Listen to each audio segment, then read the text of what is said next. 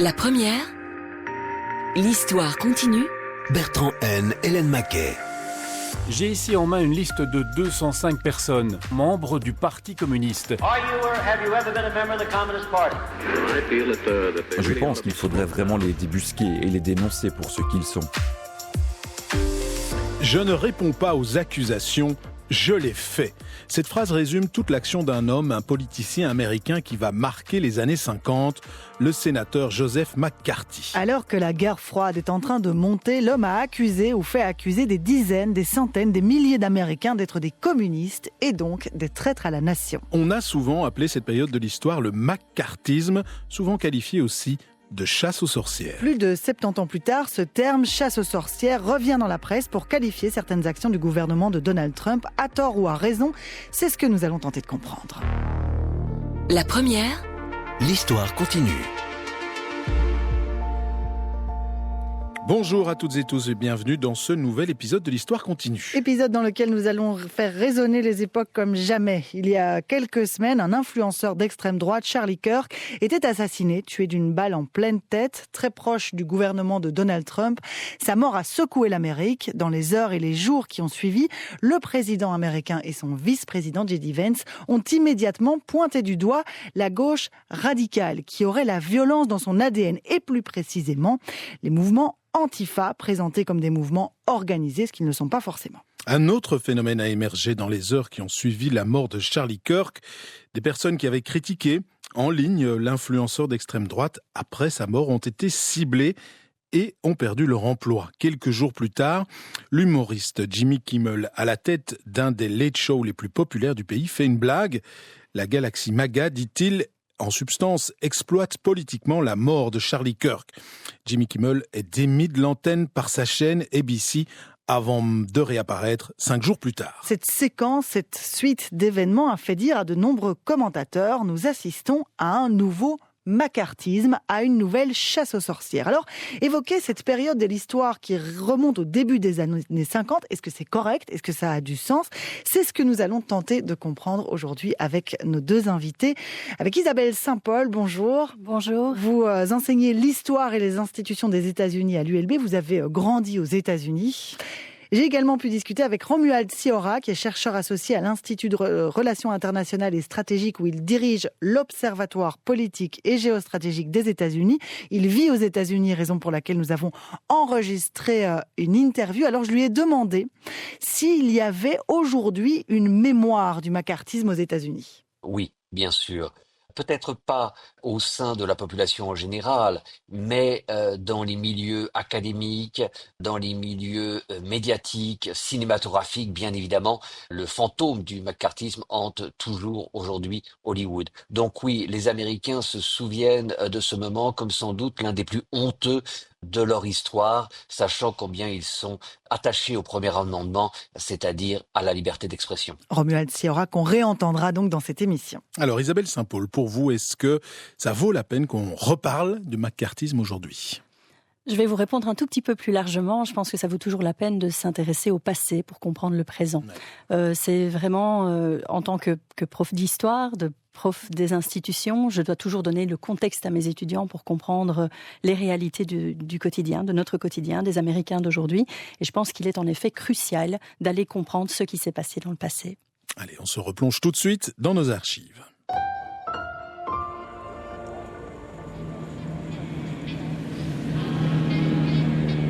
« 9 février 1950. Les collines ondoient doucement depuis les rives de l'Ohio River. Les façades de briques rouges de la petite ville de Wheeling, en Virginie occidentale, tracent l'enfilade de Market Street, sa rue principale. En cette soirée d'hiver, le Parti républicain a envoyé ses élus un peu partout dans le pays pour le Lincoln Day. Les États-Unis fêtent le 141e anniversaire de la naissance d'Abraham Lincoln, premier président du pays. À l'échelle de la politique nationale, Wheeling est une ville sans prétention. Alors le Parti républicain y a envoyé un obscur sénateur, élu 3 ans plus tôt, et duquel personne n'attend rien. Depuis qu'il est entré au Sénat, Joseph McCarthy n'a rien démontré, si ce n'est un certain mépris pour les règles de l'institution. cheveux noirs déjà épars ramenés sur le crâne et large mâchoire, il prend la parole devant le club des femmes républicaines de Wheeling. Vu l'inintérêt de l'événement, il n'y a personne pour enregistrer ou filmer le discours. Mais Joseph McCarthy en a distribué une version écrite aux journalistes de la presse locale. Ce soir, alors que nous célébrons la naissance d'un des plus grands hommes de l'histoire de l'Amérique, je voudrais pouvoir vous parler d'aujourd'hui comme d'un jour glorieux dans l'histoire du monde. Dès les premiers mots, on sent bien qu'il y a un « mais » suspendu quelque part dans la phrase. Le discours s'appelle « Enemies from Within », les ennemis de l'intérieur. Et un peu plus loin, Joseph McCarthy dit ceci. J'ai ici en main une liste de 205 personnes. Une liste de noms qui ont été portés à la connaissance du secrétaire d'État comme étant membres du Parti communiste et qui néanmoins continuent de travailler et d'élaborer la politique au sein du département d'État. Le sénateur Joseph McCarthy aurait en sa possession une liste de 205 personnes, membres du Parti communiste et qui travaillent au département d'État, le ministère des Affaires étrangères. Dans la presse du lendemain, cette information fait l'effet d'une bombe. Pour comprendre pourquoi cette information va se répandre, prendre tant d'importance, il faut bien comprendre le contexte. L'idée d'une liste de personnes qui seraient des communistes est en réalité dans l'air du temps. 3 ans plus tôt, nous sommes le 12 mars 1947. Alarmed at the rapid expansion of totalitarian interests in Europe and Asia, President Truman addresses a joint session of Congress on our changing foreign policy. Le président des États-Unis, Harry Truman, prononce un discours au Congrès contre l'endiguement communiste. La gravité de la situation à laquelle le monde est confronté aujourd'hui nécessite que je vous parle avant la session du Congrès et implique la politique étrangère et la sécurité nationale de ce pays. La politique étrangère américaine est en train de prendre un tournant, 5 ans après la fin de la Seconde Guerre mondiale. Les Soviétiques, qui étaient des alliés face aux nazis, sont en train de prendre pied partout en Asie. Ils avancent à grands pas dans la maîtrise de l'arme atomique et sont en train de devenir l'ennemi. La guerre froide s'amorce. Et il y a une crainte aux États-Unis, celle de voir des espions à la solde des Soviétiques gangréner l'appareil d'État. Le gouvernement réactive alors une commission née dans les années 30, le HUAC, Comité parlementaire sur les activités anti-américaines. Ce comité va s'attaquer à un secteur particulier, le cinéma.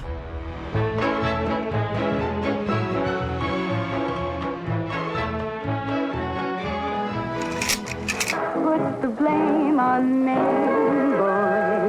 Put the blame on me.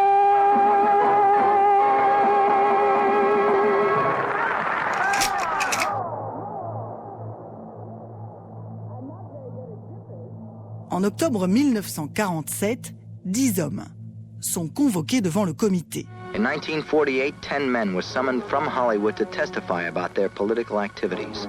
Washington needed what the movies could give it, massive publicity. Réalisateurs, scénaristes, acteurs d'Hollywood, ils doivent venir témoigner de leurs activités politiques. Pendant 9 jours, dans une salle du Biltmore Hotel à Los Angeles, l'ambiance surchauffe. Ils passent un par un, assis sur une chaise, entourés de journalistes qui prennent des photos, d'une foule qui s'exclame. Le président du comité, Thomas Parnell, prend la parole depuis une estrade. Le comité sur les activités anti-américaines enquête sur l'influence communiste présumée et son infiltration dans l'industrie du cinéma. La question est toujours la même. Êtes-vous ou avez-vous jamais été un membre du Parti communiste? Sur les 9 journées d'audition, à cette question, ils sont 10 à refuser de répondre.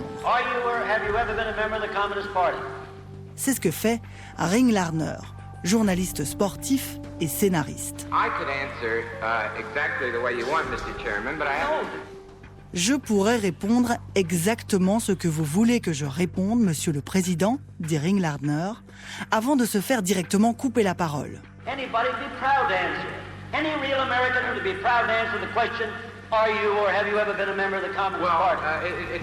N'importe quel Américain serait fier de répondre à cette question, dit le président du comité. Ring Lardner réplique « Je pourrais répondre, mais je me détesterais. » Pour ces 10-là, refuser de répondre est une question de principe. Tous invoquent le 5e amendement. Martin Ritt, réalisateur, qui lui aussi a été auditionné par le macartisme plus tard, en fera un film. Nous avons une constitution aux États-Unis et le 5e amendement est un amendement qui stipule que vous avez le droit de ne pas témoigner d'une manière qui vous incriminerait. Et c'est pourquoi il a été adopté, car beaucoup de gens auraient été enclins à dire « Oui, je suis communiste », mais ils n'auraient plus jamais travaillé.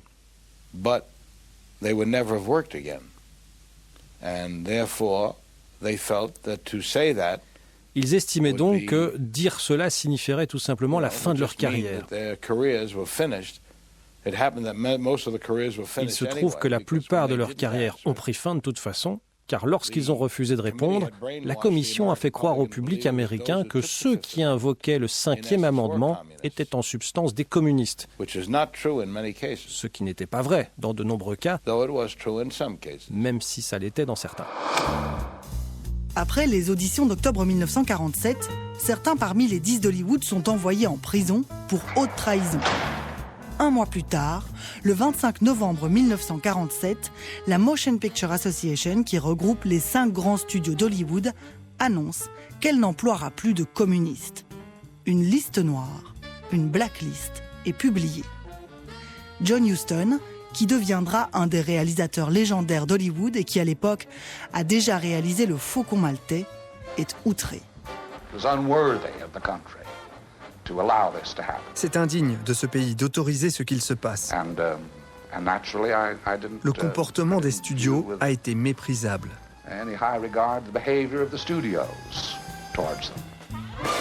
Mais à Hollywood, ils sont nombreux à se mettre rapidement au pas. Comme Walt Disney, qui dit ceci à propos des communistes qui gangrèneraient Hollywood. Je pense qu'il faudrait vraiment les débusquer et les dénoncer pour ce qu'ils sont. J'ai ici en main une liste de 205 personnes. Une liste de noms qui ont été portés à la connaissance du secrétaire d'État. Quand le sénateur Joseph McCarthy prononce le discours de Wheeling 3 ans plus tard, il n'est donc pas le premier à brandir une liste de personnes soupçonnées d'être communistes. Le lendemain du fameux discours, Joseph McCarthy écrit au président Truman pour lui livrer la même information. Enfin, pas tout à fait la même information. Il y a, écrit-il au président, 57 personnes sur sa liste. Dans le texte du discours transmis aux journalistes, le chiffre est 205. À Wheeling, il semble qu'il ait bien prononcé le chiffre 57. Quoi qu'il en soit, personne ne verra jamais cette liste. Cela n'empêchera pas le sénateur McCarthy de voir son avenir politique tout à coup s'éclairer, s'élargir. Son discours lui a instantanément donné une notoriété nationale. En effet, la crainte monte en Amérique. Les soviétiques viennent d'acquérir la bombe atomique, la Chine vient de tomber aux mains des maoïstes, la peur rouge, la Red Scare monte au sein de la population. Rapidement, une commission d'enquête se penche sur la fameuse liste de McCarthy. Cette commission estime que rien n'est fondé, que ce n'est que du vent. Mais le sénateur continue à marteler. L'appareil d'État abrite des espions soviétiques, des communistes, et rien n'est fait pour y remédier. En 1952, Joseph McCarthy est réélu triomphalement. Les accusations qu'il porte ont largement contribué à cette réélection. Alors le Parti républicain nomme Joseph McCarthy président du sous-comité sénatorial d'enquête permanent. La chasse aux communistes possède désormais son institution permanente. En cette année 1952, la guerre froide est une obsession aux États-Unis, à l'intérieur du pays, comme dans ses relations internationales. 12 mars, États-Unis. Interdiction aux communistes de devenir instituteurs. 31 mars, Moscou. 23,8% du budget soviétique est consacré aux dépenses militaires. 2 avril. Convoqué à comparaître devant le comité des activités anti-américaines, Elia Kazan, le metteur en scène d'un tramway nommé Désir et de Viva Zapata, livre les noms de cinéastes d'Hollywood soupçonnés d'être communistes. 1er mai, Washington. Pas d'Américains à Moscou. Le département d'État interdit aux citoyens américains tout voyage dans les pays communistes sans une autorisation spéciale. Elia Kazan est une des grandes stars d'Hollywood. En 1952, il décide donc de dénoncer une série de collègues et collabore avec le macartisme. Dans l'industrie du cinéma, c'est un choc, notamment pour ceux qui, comme le réalisateur Martin Ritt, ont été victimes du macartisme. Ça a été un coup dur. C'était une personnalité très importante dans le monde des arts. Et lorsqu'il a pris cette position qui consistait à dénoncer et à nommer certaines personnes, cela a été un coup dur, car personne ne s'attendait à ce qu'il agisse ainsi. Personne ne s'attendait à ce qu'un réalisateur comme Elia Kazan dénonce. Pourtant, cette attitude résonne avec la manière dont se déroulent les auditions du comité. Dénonciation, délation, accusation sans preuve. Ce qui avait démarré à Hollywood pour taper un grand coup traverse désormais la société américaine. Il y avait des gens qui ont été licenciés dans d'autres domaines aux États-Unis. Des enseignants, des médecins, des scientifiques. Mais ils n'étaient pas aussi connus et la commission elle-même ne pouvait pas obtenir autant de publicité qu'en s'intéressant au monde du spectacle. C'est pourquoi ils se sont d'abord intéressés à Hollywood, puis à la télévision. Hollywood, les administrations publiques, la société civile, le macartisme est partout. Comme le raconte la star Burt Lancaster, victime d'un appareil d'État dont toutes les composantes commencent à traquer les communistes. J'ai eu un petit problème, oui. Mon visa a été révoqué à un moment donné alors que j'étais en route pour l'Italie, ce qui est assez intéressant, en 1951 pour tourner le film Le Pirate Rouge. Et la raison en était que j'étais accusé d'être communiste. Une dame du département d'État qui s'occupait de délivrer les visas et qui n'était en réalité qu'une simple employée avait lu des articles à mon sujet dans les journaux et avait décidé que j'étais un homme horrible.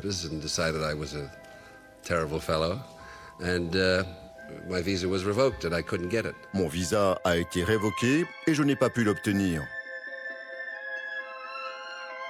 Il n'y a pas que le comité, il n'y a pas que le département d'État. Les studios eux-mêmes sont de plus en plus pointilleux. Lorsque je travaillais chez Warner Brothers, on m'a demandé de signer un serment de loyauté, ce que j'ai refusé de faire. Et je pense que la seule raison pour laquelle cela n'a pas eu de conséquences, c'est parce qu'à cette époque, j'étais une star assez importante. Et bien sûr, je n'étais pas communiste et je n'étais certainement pas inscrit comme tel. Il n'y avait aucune preuve de mes opinions politiques. Et donc, toute l'affaire a été abandonnée. Mais nombre de mes amis ont souffert pendant cette période. Pas seulement l'industrie du cinéma, mais aussi les théâtres, la radio qui a été ciblée à l'époque. Beaucoup d'entre nous n'ont pas pu travailler pendant des années. C'est une tache noire sur l'appareil judiciaire américain. Je suis désolé de le dire, mais c'est vrai. Le système judiciaire américain suit Joseph McCarthy, mais plus pour longtemps. En 1954, le sénateur finit par s'attaquer à plus grand que lui, l'armée américaine, qu'il accuse d'être gangrénée d'agents à la solde des soviétiques.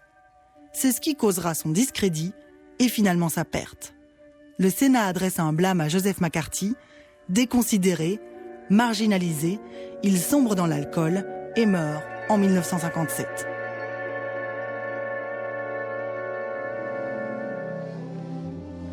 Quelques années après la fin du macartisme, une légende d'Hollywood, Frank Capra, prononcera ces mots qui résonne aujourd'hui étrangement. This was the beginning of the polarization of politics in the United States. Ça a été, dit-il, le début de la polarisation de la politique aux États-Unis.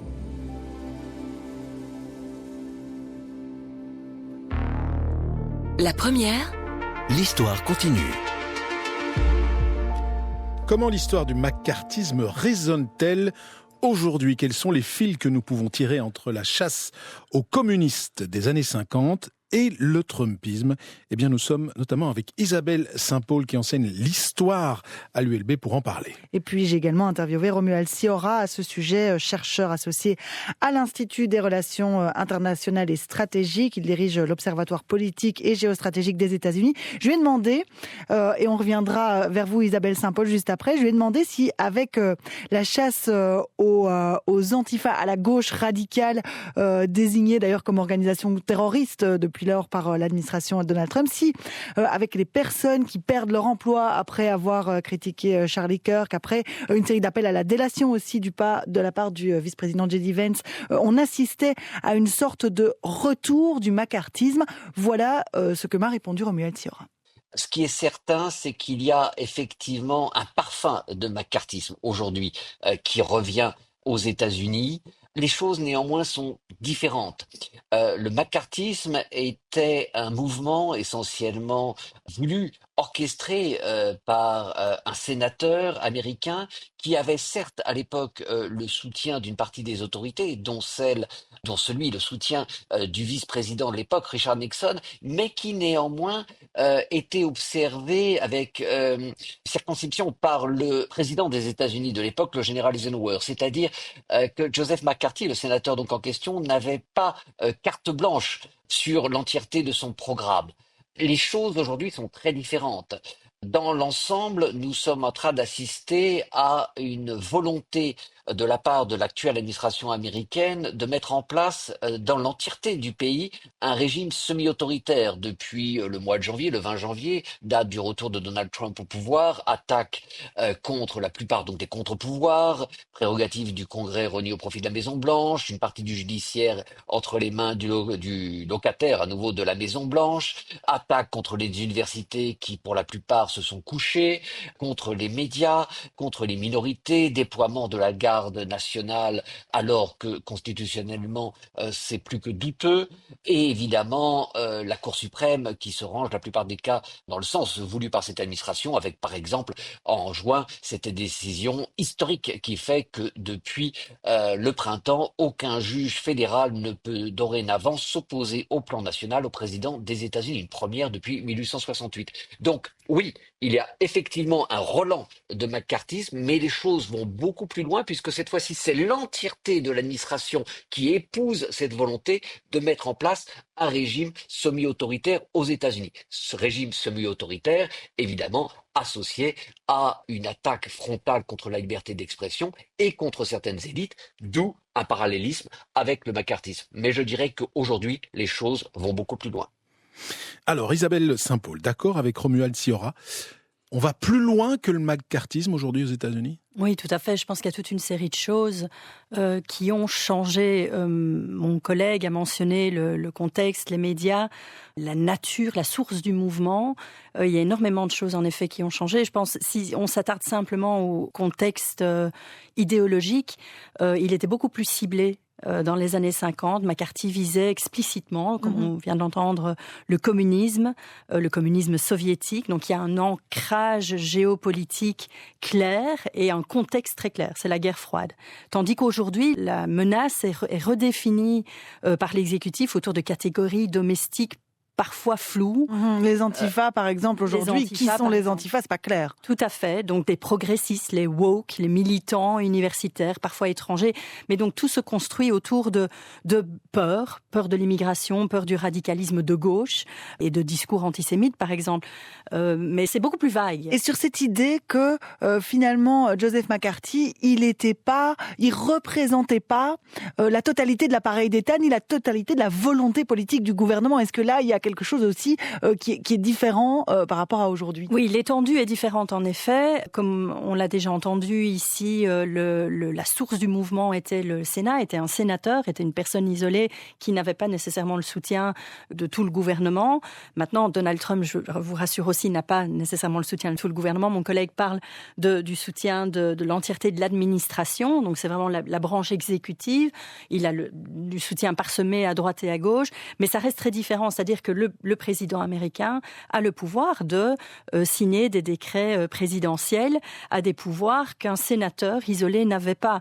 Et une visibilité aujourd'hui, on fera sans doute un pont vers ça tout à l'heure, dans les médias, qui est tout autre en 2025 par opposition aux années 50. Alors il y a un épisode emblématique de cette époque du macartisme, c'est l'histoire des époux Rosenberg. On a retrouvé cette archive qui raconte l'histoire des époux Rosenberg. Les Américains ont à présent la certitude que des informations importantes à propos de la fabrication de la bombe atomique ont bien été fournies à l'allié d'hier, devenu le féroce ennemi du moment, l'Union soviétique. Julius et Ethel Rosenberg ont été respectivement arrêtés en juillet et en août 1950. Leur procès s'ouvre le 6 mars 1951. Les premiers témoignages sont ceux des époux Greenglass, Ruth et David. David Greenglass est le frère d'Ethel Rosenberg. C'est sur lui que repose toute l'accusation. C'est lui qui affirme en effet avoir espionné au camp de Los Alamos, où il était mécanicien, à l'instigation de son beau-frère, Julius Rosenberg. Le 9 avril 1951, le juge Kaufmann rendait sa sentence. Julius et Ethel Rosenberg étaient condamnés à mort et Morton Sobel à 30 ans de prison. Le procureur lui-même n'avait pas réclamé des peines aussi lourdes. Mais la condamnation avait bel et bien un aspect idéologique qui ne sera pas nié par le juge Kaufmann. Il dira notamment « Le verdict de cette affaire est rendu dans un contexte historique unique. Il est très difficile de faire comprendre aux gens que ce pays est engagé dans une lutte à mort contre un système complètement différent. » Les époux Rosenberg qui avaient été accusés d'avoir donné des informations stratégiques sur la bombe atomique aux soviétiques. Il apparaîtra plus tard qu'ils étaient bien des espions à la solde des soviétiques, mais c'est intéressant de voir quand même que c'est dans ce mécanisme de délation qu'on retrouve une part du macartisme. Oui, Isabelle Saint-Paul là-dessus, sur la délation. Est-ce que vous retrouvez, vous, en 2025, un peu cet esprit de délation typique du macartisme? Oui, tout à fait. On a mentionné tout à l'heure J.D. Vance qui prend la parole juste après l'assassinat de Charlie Kirk pour rappeler les Américains à littéralement se balancer les uns les autres et de communiquer les noms de leurs collègues s'ils se sont réjouis du décès de Charlie Kirk. Je trouve tout à fait qu'on a un discours de traque, c'est très fort, de dénonciation publique, voire d'acceptation de la violence publiquement, et on le retrouvait encore dans le discours justement fait aux généraux et aux amiraux par Donald Trump tout récemment, cette idée de justification de la violence de par le contexte. On a le vocabulaire de chasse aux sorcières, de witch hunt, qui est employé dans le langage politique moderne, souvent pour disqualifier les enquêtes contre Trump. Jusqu'à maintenant, Trump, en fait, a énormément utilisé l'expression pour dire que c'était des personnes qui s'attaquaient à lui. Mais c'est un concept qui est très clairement ancré dans la période actuelle. En 2025, on est vraiment bien dans la délation, la traque, la dénonciation publique. Alors, au jeu des comparaisons entre les deux époques, il y a quelque chose d'intéressant. Et on a commencé à l'évoquer avec vous, Isabelle Saint-Paul. C'est le fait que le macartisme, en effet, est né d'un contexte politique qui est celui de la guerre froide, où il y a un ennemi extérieur qui se connecte à un ennemi intérieur. Écoutez ce que m'a expliqué Romuald Siora. Durant les années 50, la guerre froide faisait rage. C'était les débuts, la première décennie de la guerre froide. Les Américains voyaient des communistes à chaque coin de rue. Et effectivement, le macartisme s'est donc nourri de cette peur de l'invasion via une influence extérieure de l'intérieur, donc par cet ennemi communiste. Ça s'est traduit par de nombreux films, par exemple, où l'on voyait des êtres venus d'autres planètes très semblables au communisme essayer de prendre le contrôle de notre monde, ou à travers la bande dessinée, même la musique, etc., etc.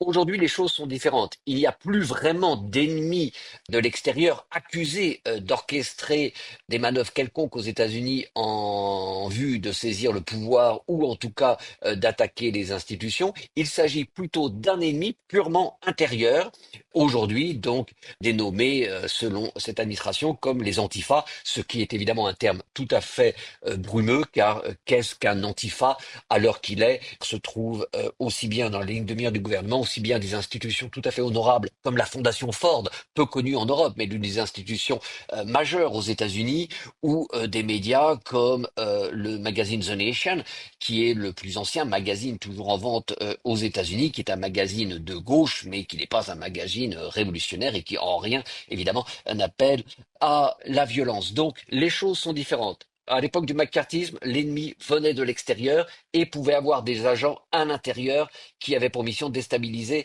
les États-Unis. Aujourd'hui, l'ennemi est purement intérieur, c'est les antifas, la gauche radicale et d'une manière plus générale, tous ceux qui ne pensent pas comme Donald Trump ou J.D. Vance. Ouais, Isabelle Saint-Paul, ça c'est vrai que c'est une grosse différence, cette guerre de l'intérieur. À quoi sert cette idée pour Donald Trump ? Elle sert à justifier les moyens qu'il va déployer, qu'il a déjà commencé à déployer dans certaines grandes villes américaines qui sont connues comme étant plus progressistes, comme à Los Angeles en Californie, dans la capitale, à Washington DC, et puis à Portland dans l'Oregon. Donc pour lui, c'est la justification de la violence pour essayer de réagir à cet ennemi.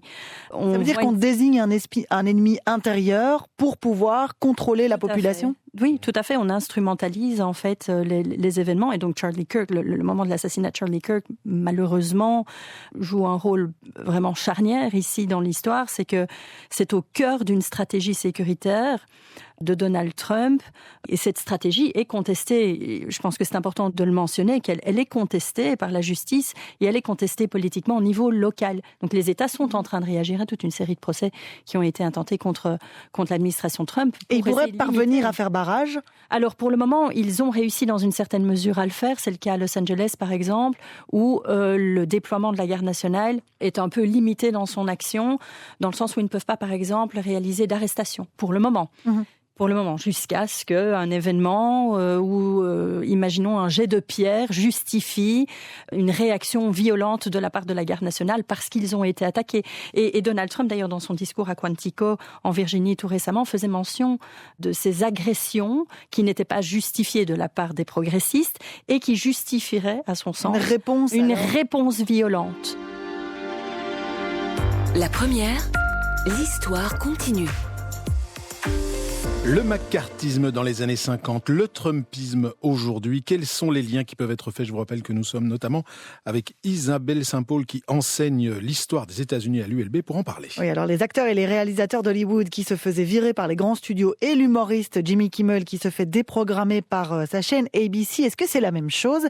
J'ai posé la question à Romuald Sciorra, qui est donc chercheur associé à l'Institut des relations internationales et stratégiques. Où il y a un parallélisme évident, c'est dans la démarche des grandes entreprises américaines, qu'elles soient de consommation de produits quotidiens, Nike, McDonald's, ou alors d'entertainment, comme on dit aux États-Unis, les grandes plateformes de streaming, Netflix, Disney+, Amazon et bien évidemment Hollywood. Là, il y a effectivement un parallélisme, puisqu'on se rappelle que dans les années 50, ces entreprises avaient suivi le pas voulu par le vice-président de l'époque, donc Richard Nixon, et le sénateur McCarthy, et avaient elles-mêmes, ces entreprises, entamé une véritable chasse aux sorcières. On se rappelle de tous ces acteurs hollywoodiens soupçonnés de socialisme, de communisme, qui avaient vu leur contrat rompu avec les grandes firmes de l'époque. On se rappelle du procès de Charlie Chaplin, et on se rappelle également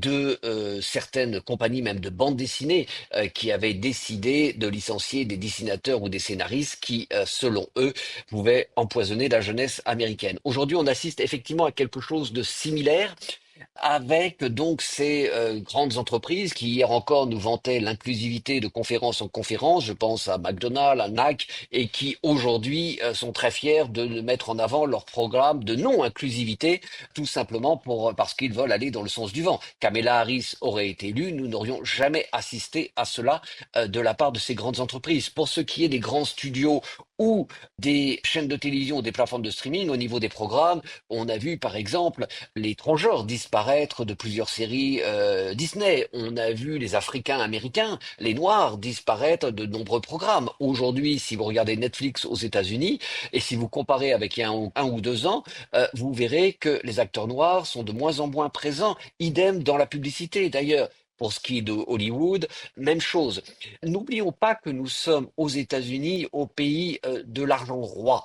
Et donc le capitalisme a toujours intérêt à suivre le sens du vent et à faire des sacrifices, voire se censurer lui-même, ce qui est le cas par exemple avec ABC ou d'autres chaînes de télévision qui annulent Late Show sur Late Show, etc., etc., tout simplement parce que ces entreprises, ces studios, ces plateformes de streaming ont peur d'une rétorsion quelconque, d'une pression quelconque de la part de l'administration qui pourrait à terme leur coûter de l'argent.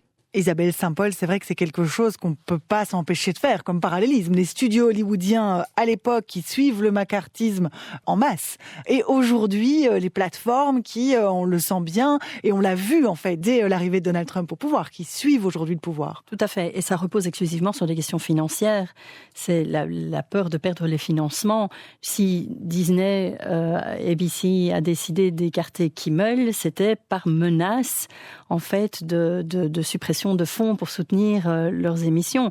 Ceci étant dit, Kimmel est bien revenu à l'antenne, donc ça veut dire que les pressions autres ont quand même su faire levier à un moment donné pour essayer de contrer justement cette attaque ouverte à la liberté d'expression. On entend d'ailleurs dans les archives Burt Lancaster, qui est une énorme star à l'époque, qui dit « Moi, j'ai dit que j'étais pas d'accord et quelque part... » on a laissé tomber parce que j'étais trop célèbre, en fait. J'étais trop connue, ça allait trop se voir. Est-ce qu'aujourd'hui, ceux qui élèvent la voix contre Donald Trump aux États-Unis peuvent réellement faire quelque chose? Est-ce que ça peut réellement avoir un impact? Ou, quelque part, est-ce que tout l'appareil médiatique est en train de basculer dans une seule direction? Alors moi, j'ai l'impression que la résistance ou les contre-pouvoirs institutionnels est différente. Dans les années 50, on avait quelques journalistes ou quelques sénateurs isolés. Enfin, de manière générale, les médias traditionnels, donc la TV, la radio ou les journaux, étaient finalement les seuls canaux de communication ici. Aujourd'hui, comme on est dans un écosystème médiatique beaucoup plus large et qu'on a une hyper-médiatisation, des personnages autres que ceux qui auraient eu la parole dans les années 50 ont la possibilité, via les médias numériques ou les réseaux, de réagir sur le vif. Des personnages d'Hollywood l'ont fait en soutien à Jimmy Kimmel quand il a été écarté, mais mon impression générale reste quand même que ça reste discret, ça nous semble en tous les cas, de ce côté-ci de l'Atlantique, rester relativement discret et étonnant. Je ne cesse d'en parler avec des collègues ou des amis qui me disent « Mais où sont-ils ? Pourquoi personne ne réagit-il ?» Et ça nous fait très peur. Dans les universités aussi. Dans les universités aussi. Et là, il y a une forme d'autocensure, évidemment. Et peut-être aussi la question de l'efficacité. Est-ce que prendre la parole aujourd'hui publiquement pour dénoncer ce genre de choses est efficace à long terme? Parce que lors de la premier mandat de Donald Trump, les médias américains avaient beaucoup dénoncé toute une série de mensonges, d'actions de Donald Trump. Ça n'a pas vraiment fonctionné. Oui, tout à fait. Le risque, c'est de lui donner aussi, à nouveau, et on continue de le faire en parlant de lui aujourd'hui, c'est de lui donner de lui accorder plus d'importance qu'il ne le mérite. Et quelque part, on fait sa publicité, même si c'est mauvaise presse, presse il y a quand même. Et donc, le fait de mentionner son nom vient renforcer cette idée qu'il a de l'importance sur la scène internationale, en fait. Mais sur l'objectif final de tout ça, finalement, je me pose encore la question, parce que le macartisme, on pouvait se dire que derrière, il y avait une vraie peur de déstabilisation intérieure, que les communistes prennent trop de pouvoir, et peut-être même que la démocratie américaine soit en danger. Mais aujourd'hui, c'est quoi l'objectif? Parce que... de Trump. Oui, vraiment. Est-ce qu'il peut vraiment sincèrement croire qu'il y a un risque pour la démocratie américaine? Et d'autres disent, en fait, son objectif, c'est d'installer un régime autoritaire. Alors. Non. Qu'est-ce que vous voyez ? Pour être honnête, moi je ne pense pas que la démocratie américaine fasse partie de ses inquiétudes. Je pense que c'est un personnage très centré sur lui-même, on est bien d'accord, égocentrique, qui adore parler de lui-même, de ce qu'il fait bien, de ce qu'il fait parfaitement, contrairement aux autres sur la planète. C'est pas du macartisme, mais je vais reprendre une expression utilisée par un de vos collègues sur Matin Première lundi passé, c'est du magartisme. Donc c'est la version Trump en fait du macartisme, dont les intentions sont totalement différentes à mon sens. C'est quelqu'un qui se nourrit de flatterie, de se mettre personnellement en avant, un ego surdimensionné, et c'est ça qui est effrayant finalement, c'est que l'intérêt du peuple n'est clairement pas sa priorité. Ça veut dire que pour vous, il n'a même pas de finalité, hormis lui-même ? Une sorte de nouveau fascisme américain, quoi. Enfin. Moi, j'ai l'impression qu'il est totalement, mais ce n'est qu'une opinion personnelle, on est bien d'accord, à nuancer, sans doute à contraster avec l'opinion d'autres personnes qui sont expertes en culture américaine, mais moi j'ai l'impression qu'en effet, c'est exclusivement centré sur son ego. Sur son ego. Ce que disait Romuald Sciorra, pour être tout à fait complet, c'est que pour lui, la finalité, c'était de mettre en place un régime semi-autoritaire, comme on l'entendait le dire, voire un régime autoritaire. Merci beaucoup Isabelle Saint-Paul d'avoir été avec nous. Il y avait beaucoup de choses à dire sur les liens entre ces deux époques. Raconter le passé pour éclairer le présent, c'est ce qu'on fait dans l'Histoire continue. Une émission réalisée par Jonathan Remy, préparée, coordonnée par Émilie Malice, à la programmation musicale Alexandra Vassen.